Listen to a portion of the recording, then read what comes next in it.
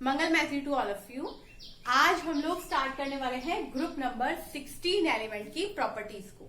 हमारे last video के अंदर हम लोगों ने ग्रुप नंबर 15 में कौन कौन से एलिमेंट होते हैं, उनकी क्या फिजिकल प्रॉपर्टी है, क्या केमिकल प्रॉपर्टी है, साथ ही उस ग्रुप से इंपॉर्टेंट एग्जाम पर्पज से कौन कौन से ऑर्डर आते हैं, इन सब बातों के बारे में बात की थी। आज हम लोग स्टार्टिंग करेंगे ग्रुप नंबर 16 की कुछ जनरल प्रॉपर्टीज की। आफ्टर दैट हम लोग आगे आने वाली वीडियोस के अंदर इनके कुछ ऑर्डर और केमिकल प्रॉपर्टीज के बारे में भी बात करेंगे। सबसे पहले ग्रुप नंबर 16 को जो एलिमेंट रिप्रेजेंट करते हैं हम लोग उनके बारे में बात करेंगे। तो वो एलिमेंट है oxygen, sulphur, selenium, tellurium and polonium. तो ये हो गए एलिमेंट। यहाँ आप लोगों ने याद रखना है कि जो पोलोनियम होता है वो एक रेडियो एक्टिव सब्सटेंस होता है ग्रुप नंबर 16 के अंदर। तो ये थे हमारे एलिमेंट। अब हम लोग बात करेंगे कि इन एलिमेंट के लिए एक इलेक्ट्रॉनिक कॉन्फ़िगरेशन क्या है। तो यहाँ पर जो जनरल कॉन्फ़िगरेशन होती है वो होती है NS2NP4। ये configuration as it is same रहेगी, बस यहाँ पर जो n की वैल्यू है यानी कि प्रिंसिपल क्वांटम नंबर वो अकॉर्डिंग टू एलिमेंट, जब हम लोग टॉप टू बॉटम जाएंगे उसके अकॉर्डिंग चेंज होता रहेगा। तो अब हम लोग बात करते हैं हमारे प्रॉपर्टीज की। तो नंबर 1 प्रॉपर्टी की हम लोग बात करें तो एटॉमिक रेडियाई। एटॉमिक रेडियाई मतलब एटम की रेडियाई। एटम के न्यूक्लियस से आउटर मोस्ट शेल तक जो रेडियाई होगी वो उसकी एटॉमिक रेडियाई। तो अगर हम लोग बात करते हैं एटॉमिक रेडियाई की, एटॉमिक रेडियाई ग्रुप नंबर अगर 15 से कंपेयर करें, हम लोग अभी ग्रुप नंबर 15 को पढ़ चुके हैं, तो ग्रुप नंबर अगर 15 से कंपेयर करें तो लो होती है। ये ध्यान रखना है। ग्रुप नंबर 15 से मेरा मतलब है कि हम पीरियड में कंपेरिजन कर रहे हैं, तो वो वहां पर होगी लो। जैसे जैसे हम लोग 15 से आगे जाते रहते हैं ग्रुप में तो उसकी एटॉमिक रेडियाई लो होती रहती है। अगर यहाँ पीरियड में ये लो हो रही है तो आपने ध्यान रखना है कि टॉप टू बॉटम ग्रुप में क्या होगी, इंक्रीज होगी, जस्ट अपोजिट होती है। नेक्स्ट बात करते हैं आयनिक रेडियाई। आयनिक रेडियाई अगर हम लोग बात करते हैं generally top to bottom group के अंदर तो वो इंक्रीज होती है। नेक्स्ट बात करते हैं हम लोग आयोनाइजेशन एंथैल्पी।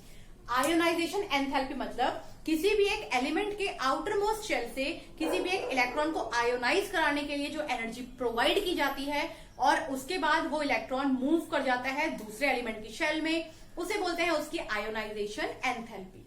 अगर हम लोग बात करते हैं आयोनाइजेशन एंथैल्पी की, तो अगर आयोनाइजेशन एंथैल्पी फर्स्ट बात करें यानी कि फर्स्ट आयोनाइजेशन एंथैल्पी, तो वो ग्रुप नंबर 15 के कंपैरिजन में लो होती है। फॉर एग्जांपल हम लोगों ने एलिमेंट लिया नाइट्रोजन एंड ऑक्सीजन। नाइट्रोजन का एटॉमिक नंबर होता है 7, ऑक्सीजन का होता है 8। अगर हम लोग बात करते हैं जनरल इलेक्ट्रॉनिक कॉन्फ़िगरेशन की 1s2, 2s2, 2p3, यहां बात करते हैं 1s2, 2s2, 2p4। अगर हम लोगों को क्लास 11 का बेसिक रूल पता है कि हमारा जो भी आउटरमोस्ट शेल है या तो वो हाफ फिल्ड हो या फिर वो फुल फिल्ड हो तो वो कंप्लीटली स्टेबल होता है। तो अगर हम लोग उस लॉ को लगाते हैं तो नाइट्रोजन की आयोनाइजेशन एंथैल्पी ज्यादा है, क्योंकि यहाँ पे पी ब्लॉक के अंदर 3 इलेक्ट्रॉन है और पी ऑर्बिटल या तो 3 इलेक्ट्रॉन या फिर 6 इलेक्ट्रॉन के साथ स्टेबल होता है। और यहाँ पर ऑक्सीजन के पास 1 इलेक्ट्रॉन ज्यादा होने की वजह से इसकी फर्स्ट आयोनाइजेशन एंथैल्पी लो हो जाएगी as compare to group number 15।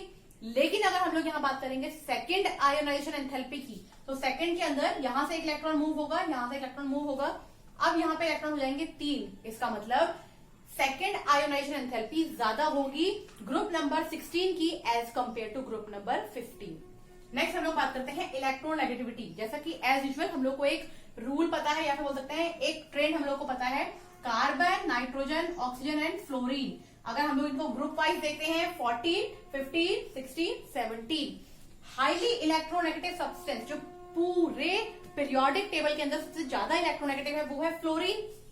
उससे थोड़ा कम है ऑक्सीजन जो कि आता है ग्रुप नंबर 16 में। उससे थोड़ा कम है नाइट्रोजन जो आता है ग्रुप नंबर 15 में।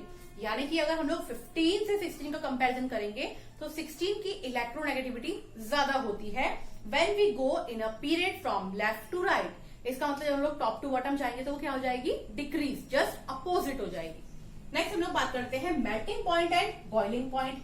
अगर हम लोग मेल्टिंग बॉइलिंग पॉइंट की जनरल बात करते हैं तो ये इंक्रीज होता है जब हम लोग किसी भी ग्रुप के अंदर टॉप टू बॉटम जाएंगे। क्यों होगा ऐसा, क्योंकि मेल्टिंग बॉइलिंग पॉइंट जो है वो नंबर ऑफ शेल के ऊपर डिपेंड करेगा जब हम लोग टॉप टू बॉटम जाएंगे, क्योंकि एटॉमिक नंबर इंक्रीज हो रहा है, नंबर ऑफ शेल इंक्रीज हो रहे हैं, तो मेल्टिंग बॉइलिंग पॉइंट जो है वो भी उसका इंक्रीज हो जाएगा। नेक्स्ट हम लोग बात करते हैं metallic and non metallic character.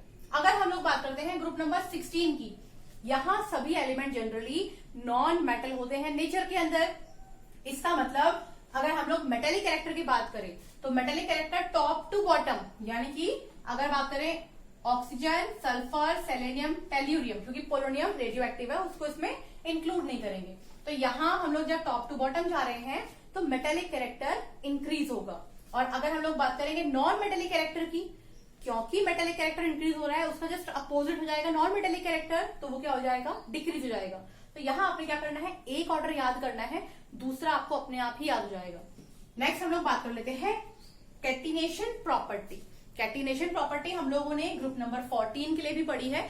Organic compound के अंदर भी हम लोग सबसे पहले यही पढ़ते हैं कि कार्बन कैटिनेशन प्रॉपर्टी को शो करता है, इसलिए वो लंबी से लंबी चेन बनाता है। अगर हम लोग बात करते हैं ग्रुप नंबर 16 में, वहां पर सल्फर एक ऐसा एलिमेंट है जो कैटिनेशन प्रॉपर्टी को शो करता है, और आगे जाकर के हम लोग कितने टाइप का सल्फर होता है इस बारे में भी बात करेंगे। इसके अलावा यहाँ पर आपको एक बात और रिमाइंड करा दूं, ग्रुप नंबर 15 के अंदर भी एक एलिमेंट होता है जो होता है फॉस्फोरस। फॉस्फोरस भी एक ऐसा एलिमेंट है जो कैटिनेशन प्रॉपर्टी को शो करता है और अपने ही जैसे और फॉस्फोरस एटम के साथ रिएक्शन करके लंबे से लंबे कंपाउंड को फॉर्म करता है। तो ये आज हम लोगों ने बात की है ग्रुप नंबर 16 के एलिमेंट्स की जनरल प्रॉपर्टी के बारे में। आगे आने वाली वीडियो के अंदर मैं कैटिनेशन प्रॉपर्टी बताऊंगी फॉस्फोरस एंड सल्फर की। आज के लिए इतना ही, थैंक यू।